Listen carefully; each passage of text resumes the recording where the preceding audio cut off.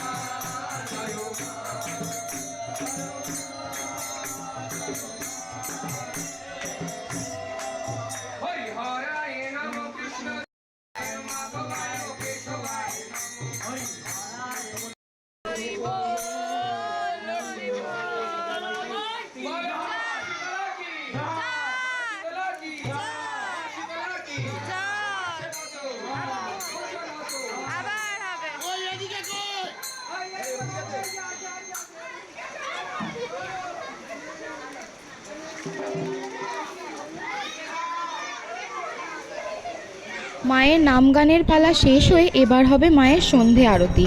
আর ততক্ষণে এখানে ঝড় বৃষ্টিও শুরু হয়ে গেছিল। মায়ের পুজোর এই ব্লগগুলো কেমন লাগছে আমাকে অবশ্যই জানিও, আর পরবর্তী ব্লগে অবশ্যই কিন্তু চোখ রেখো।